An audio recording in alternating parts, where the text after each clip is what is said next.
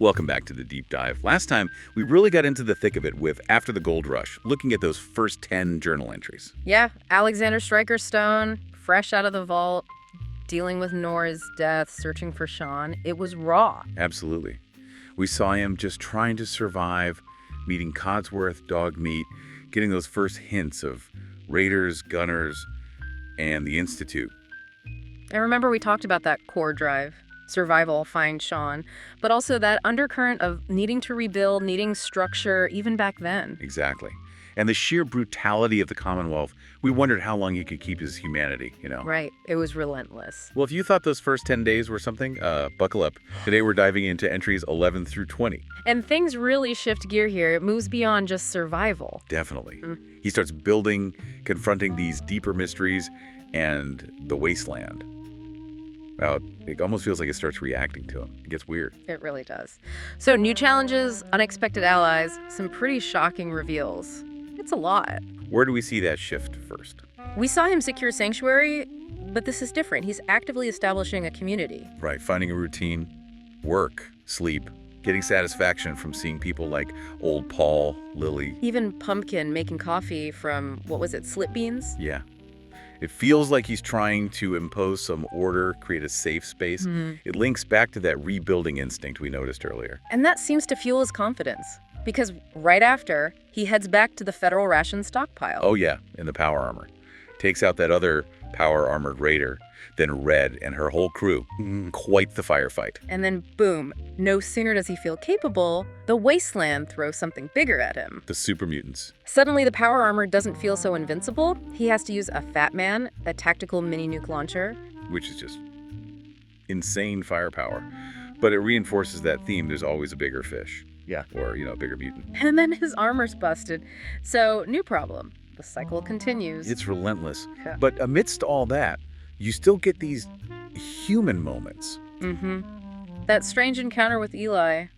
Wants a Bible from the glowing sea. Yeah, and Alexander's polite refusal. Like, maybe later, pal. Wisely, I think. Definitely wisely.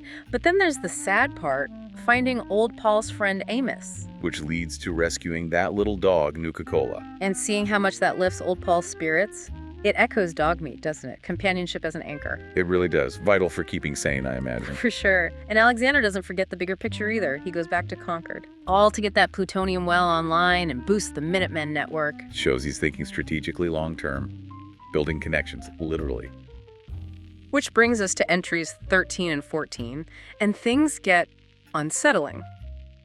Lexington, the super-duper mart, chaos. Total chaos. Synths, ghouls, raiders, all fighting each other. He even reactivates an old Securitron for help. But the real kicker is that not Jack encounter. Yes. Alexander's immediate reaction, you can't sell people. That moral line is still there. But then Ellen shoots Arthur, and they find that component in his skull. the moment. Or maybe the oh no moment. Exactly. It's not just synth exist. It's synths look exactly like humans. Who can you trust? How do you even know? It fundamentally shifts how you have to view everyone, everything. Huge implications. Enter Heather Kasdan. Heather. Quite the entrance. And she has this intense, burning hatred for synths. Says they killed her family. So her goals immediately mesh with Alexander's finding the Institute, dealing with synths. And this is where we really see the strain on Alexander start to show. Physically, mentally. That sharp pain in his head. Yeah. And that quote he writes down. We see things not as they are, but as we are. That felt significant. Is his perception warping? Is he breaking? Or is the world just that broken? It's a serious question the journal raises. And then that quiet moment, looking out from Bunker Hill, thinking about Sean. What age would he be? Taller. Wondering if Sean's watching him, judging the man he's becoming. It's heartbreaking, but it grounds his motivation again amidst all the synth paranoia and head pains. Which leads directly into the hunt for Kellogg in 15 and 16. And that's where Nick Valentine is. Right, Nick Valentine, held by Skinny Malone. Another intense shootout. And Mama Murphy's weird prediction actually pays off. I know! Quincy, Lily June on the rocks. That diffuses the situation with Skinny Malone because of his past. Amazing how those little threads connect. And Valentine himself, the description. Like a synth, but with a kind of skin on top. Just keeps blurring the lines, doesn't it? What even is a synth? What's Nick? So many questions. But Valentine points him definitively at Kellogg. Yeah, back in Diamond City, with Ellie's help, it all clicks. Kellogg is the guy. The one who took Sean, killed Nora. A good old dog meat tracks him. Fort Hagen. A place Alexander remembers from before the war. That adds such a personal layer to the confrontation. The fight through the fort. More synths. But then Kellogg. That taunt, the TV dinner line. Chillin'. And the reveal. The absolute bombshell. Sean was alive and in the Institute. Just like that. Changes everything. From search to rescue. And Alexander's reaction, immediate, brutal. I blew his head off. Just raw vengeance. Followed immediately by that quote in the journal. Before you embark on a journey of revenge, dig 2 graves. Right after. It's like the journal itself is warning him, or us, echoing Ellen's earlier concerns about losing himself. What's the cost of this? It's heavy stuff. And then, right as he steps out of Fort Hagen, The sky fills with vertibirds. And that airship. Brotherhood of Steel arrives. Talk about changing the game. A massive new power player just entered the Commonwealth. A whole new dynamic. But it's interesting, after that climax, that massive event, where does he go in 17 and 18? Back to sunshine tidings. Back to basics. Yeah, cleaning gear, fixing things, making improvements with his companions. It shows how important those bases are, those moments of normalcy, or as normal as it gets. Like psychological first aid. And Heather takes Kellogg's armor. That feels symbolic. Definitely. Claiming a piece of her revenge, maybe? Coping. And Alexander keeps expanding the network too. And recruiting 7 for 10 Pines, helping Sully at the quarry, getting the Grey Garden robots on side. He's really building something. He is. He's becoming a leader, not just a survivor. Yeah. But then the weirdness ramps up again. Oh man, yes, that raider in entry 17. The one who just flew into the sky. And gravity just gave up on him, and Ellen and Heather didn't see it. That's the creepy part. Is Alexander hallucinating? Is reality itself glitching out around him? The journal asks, is this just another oddity or something more? It leans into that idea of the wasteland bending, reacting. Really unnerving. And you see the toll again after Corvega. That exhaustion. Thinking Nora. But the name misfires. It shows the fight is wearing him down, maybe obscuring his original purpose. And that internal monologue while cleaning his gun. Is this what I want Sean to see? A man knee-deep in blood? What if I'm not doing the right thing? Just gut-wrenching self-doubt. Can he be the hero and the killer? Deep questions. Seeing himself in this violent, stuttering fight, people phasing in and out. Yeah, the journal says it feels like the wasteland is bending around us, like something's starting to notice him.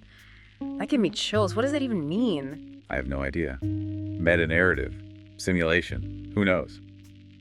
And Piper's back in 19. Yep. Wouldn't take no for an answer. And her sharp eyes peeling back layers, you can see why she's valuable. And that subtle tension with Heather is definitely there. 2 strong personalities, different approaches. Then entry 20. Good neighbor.